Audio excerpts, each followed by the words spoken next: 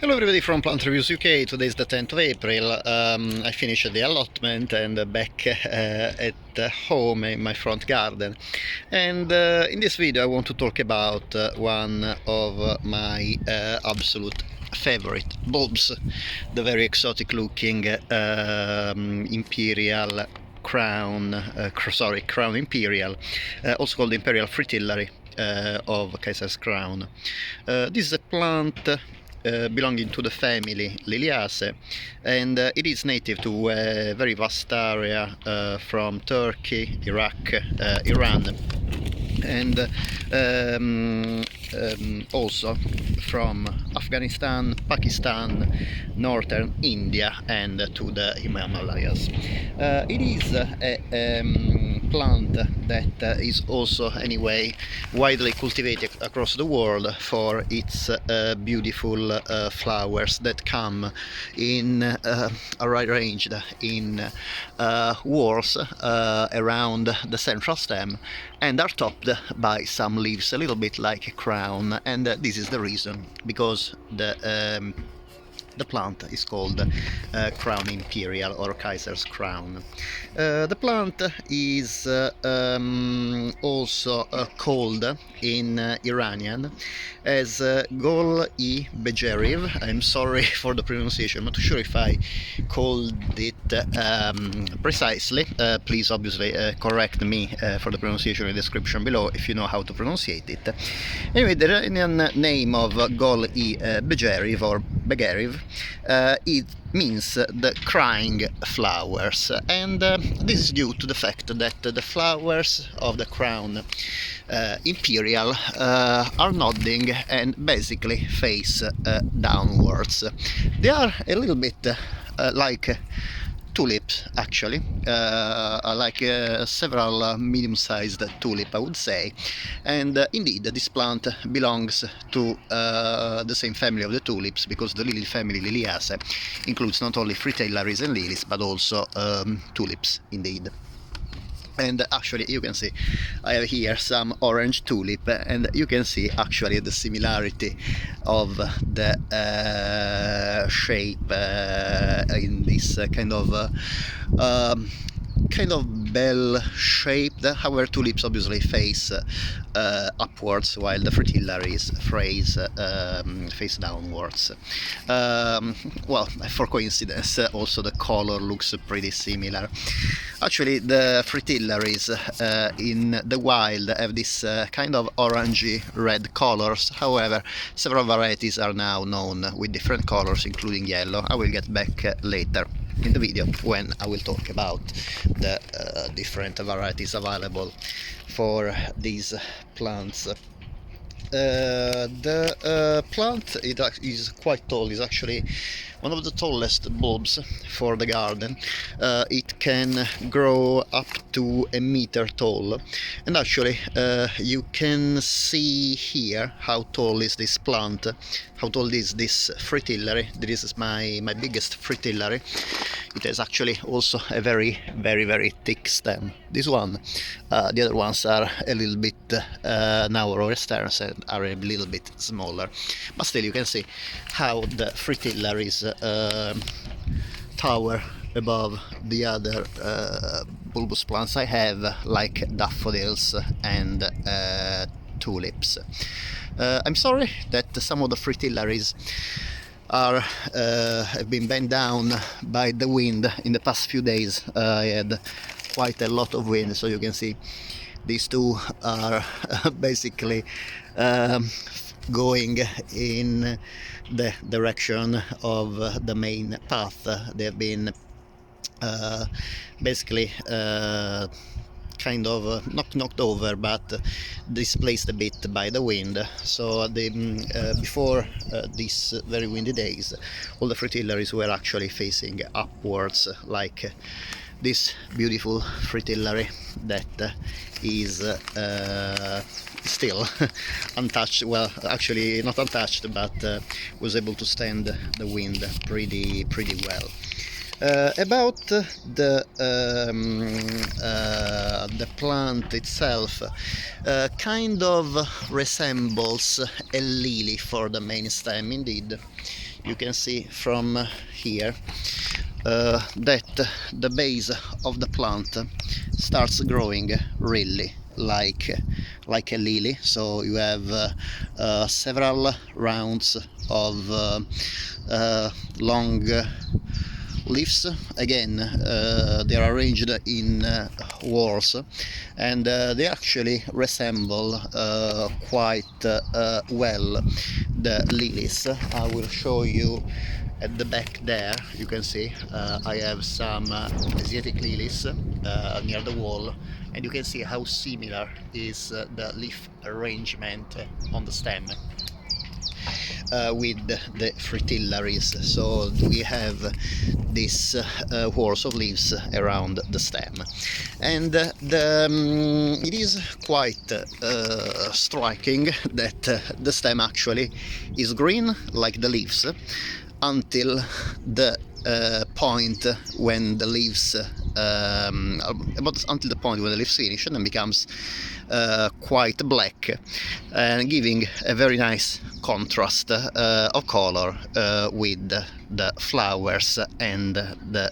tuft of leaves at the top, the crown of the flowers. The bulbs, this plant again grows from bulbs. The bulbs of the Crown Imperial are actually quite expensive because these plants grow very, very slowly from seeds, and they don't produce really many offsets. So it is very time consuming to propagate them, and this is the reason because they are so expensive. The most common varieties are available in garden centers, usually about 3-4 pounds for each bulb, but some of the new varieties, like for example salmon colored or apricot colored or variegated leaf varieties with variegated leaves, they can also reach even like 8-9 pounds, and even more. I saw also sometimes 12-13 pounds as well. However, the bulb need to be planted about 15-20 centimeters deep.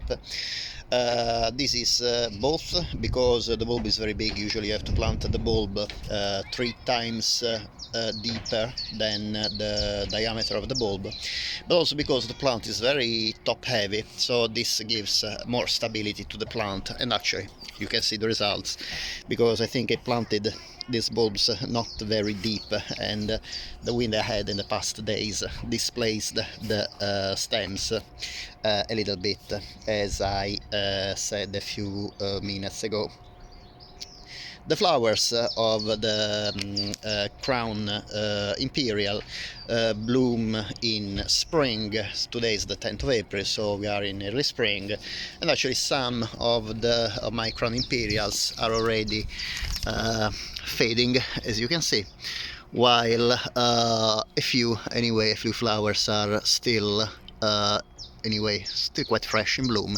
This is because the flowers open sequentially, not all together at the same time, and this obviously increases the chances of pollination.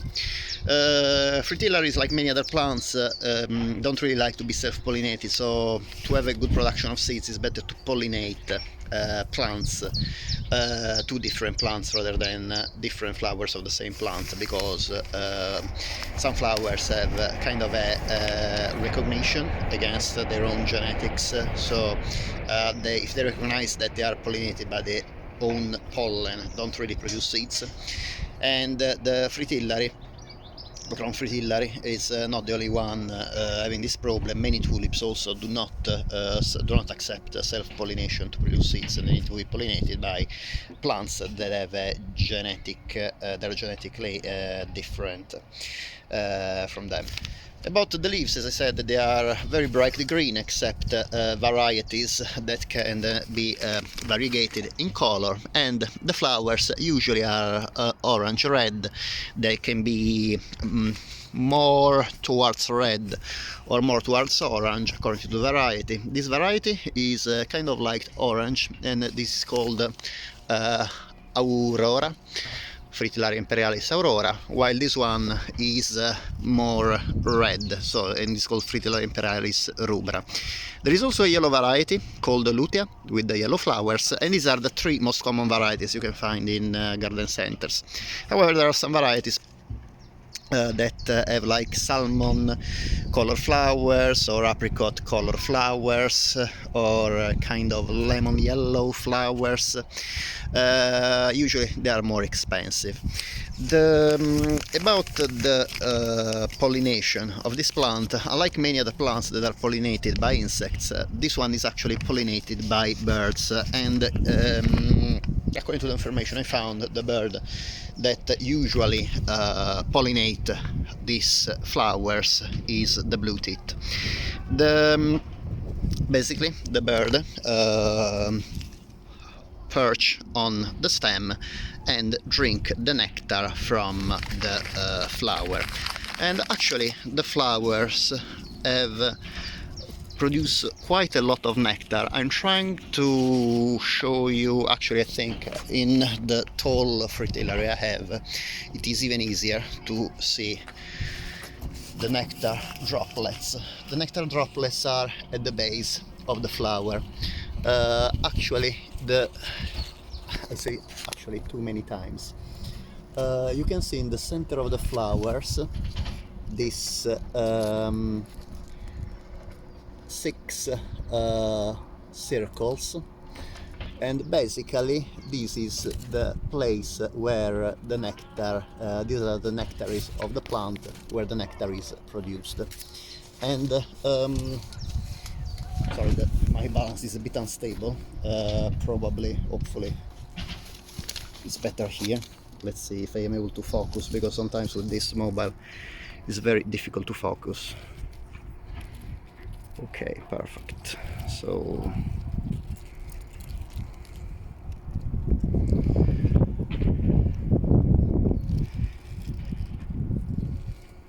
oh, perfect. So this white circular areas at the back of the flowers is where the nectar is. So basically the bird, in order to access the nectar, you can actually see it's still a bit wet here in this flower for the nectar. The bird perching on the stem, tries to suck the nectar, and needs to obviously put the head in the flower. And putting the head in the flower, the feathers are basically sprinkled with pollen, and then going around from flower to flower brings this pollen to other plants and fecundate the female part of the plant, that is the stigma. The stigma and the pollen and the anthers. The anthers are the structures of the plant bearing the pollen, mature at different times, I believe. So, and this is another way that the flower avoids self-pollination. The plant is quite hardy. Plants can be grown throughout the UK, the United Kingdom, as well as in many temperate areas. It is hardy, I believe, from zone 4 to 9, if I remember correctly. Anyway, of course, I will put some more information in the description. Sorry, USDA I found on my paper where I have the scheme is actually from zone USDA 5 to 9.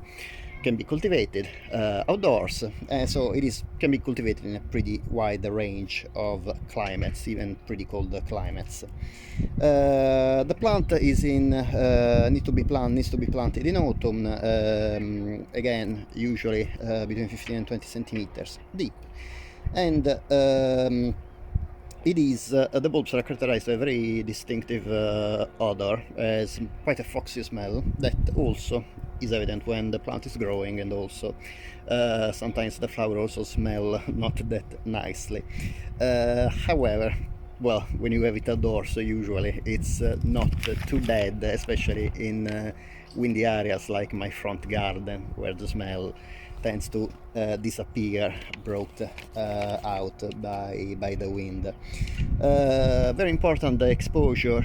This plant really loves full sun and very well drained soil, and this is in common with many other bulbs, including, of course, the closest relatives to this plant in the lily family, like tulips and lilies.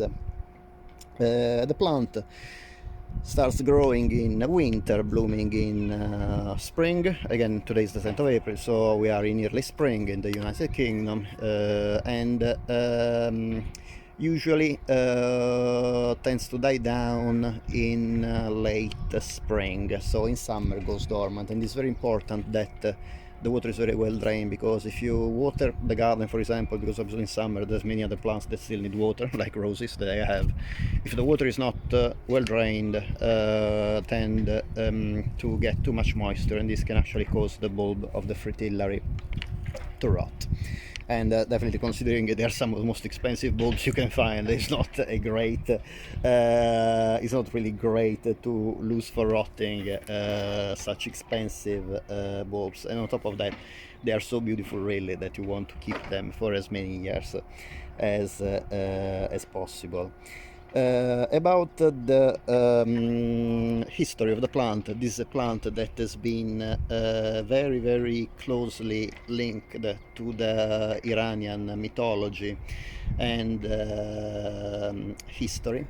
According to the legend, there was a very wise and handsome prince called Siavash. Again, I'm sorry for the pronunciation. I hope I pronounced it correctly.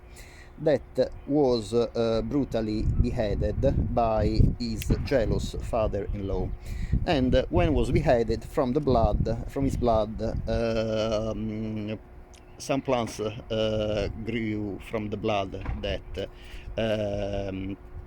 was basically fell on the ground when Sivayash was beheaded, and due to the blood, the plants bear red flowers, and that is the color indeed of the wild form of the Crown Imperial. And according to the legend, the flowers, rather than facing the sun and the sky like most of the flowers do, they instead face the ground, because are mourning the death of the prince. And the copious amount of nectar that are in the flower are actually the tears that the flowers are shedding. The tears that the flowers are crying for the death of Sivayash. And this is the legend that has for main characters Sivayash and Crown Imperial. Well, you can see how here how impressive is the amount of nectar in the flowers. You can actually see it on my thumb, and this is due because the birds, when they pollinate the flower, obviously need more nectar than insects, and this is the reason because this flower has such incredible amounts of nectar. What I love of this flower, of course, is the color. Orange and red are probably my favorite colors.